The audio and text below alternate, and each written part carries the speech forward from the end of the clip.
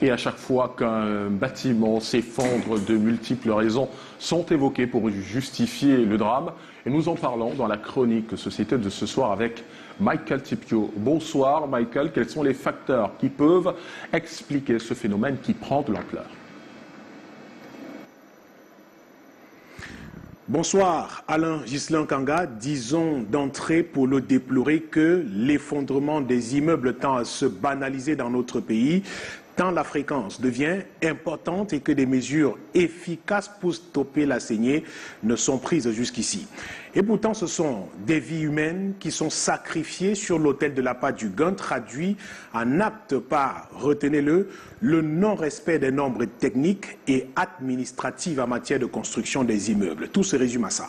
Il est rare que l'on nous dise de manière officielle ce qui cause ces effondrements et pourtant, à chaque fois, les autorités administratives et même des membres du gouvernement effectuent des descentes et prescrivent des enquêtes dont on n'a presque jamais les résultats malheureusement. C'était encore le cas il y a quelques jours à Douala. Ceci dit, notons qu'à chaque catastrophe, l'inventaire des causes potentielles est vite établi. Le non-respect des normes, la mauvaise qualité des matériaux, la main-d'œuvre non qualifiée, défaut de permis de bâtir, dépassement du nombre d'étages prévus et bien d'autres sont évoqués. En parlant de non-respect des normes, combien sont ces promoteurs d'immeubles qui font appel à un géotechnicien pour l'étude du sol avant la construction? L'on se contente d'ériger 5 à 10 niveaux sur un sol dont on n'a aucune maîtrise de la structure. Conséquence, la maison commence par s'affaisser et finit par s'effondrer. Nous avons également évoqué la mauvaise qualité des matériaux utilisés. Plusieurs fois dans nos éditions de journaux, ici même à Alain Ghislain, nous avons parlé du fer à béton contrefait qui se vend allègrement dans les quincailleries du pays, du ciment de mauvaise qualité en vente. Ces éléments parfois importés, parfois fabriqués localement. Allez savoir comment ils font pour se retrouver sur le marché. Ne me demandez surtout pas que font les structures chargées du contrôle des normes et des qualités. Au sujet de la main-d'œuvre non qualifiée, de nombreux promoteurs n'hésitent pas à confier leur chantier, quitte au cousin, qui a l'oncle, qui n'ont malheureusement aucune expertise avérée en construction, simplement parce qu'ils trouvent l'ingénieur coûteux.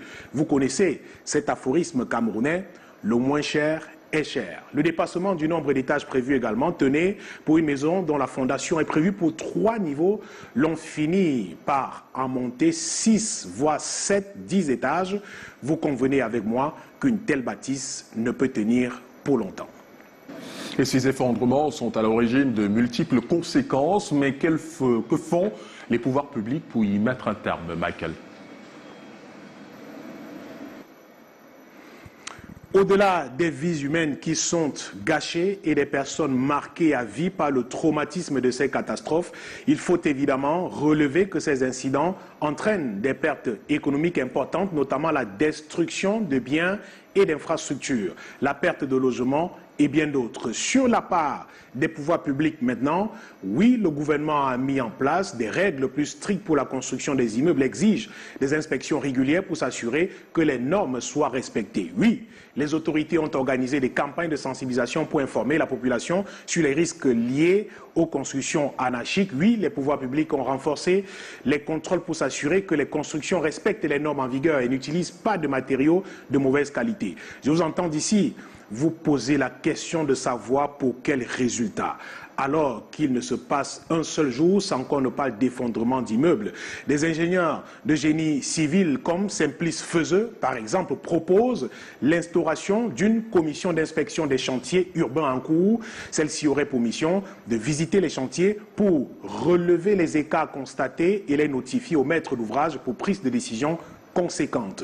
Aussi, s'agissant des bâtiments déjà érigés, encore en travaux ou déjà en exploitation et dont le risque de chute est perceptible à vue, les services techniques de la municipalité pourraient faire leur inventaire, analyser et évaluer la criticité de chacun, les notifier à chaque propriétaire afin que celui-ci se réfère aux experts pour trouver les solutions idoines en vue de leur renforcement ou leur destruction. Ce n'est qu'ainsi qu'on pourrait stopper le fléau et arrêter de faire les médecins après la mort à chaque fois qu'un immeuble s'effondre dans une partie du pays. Michael, pour ces informations, et vous parliez de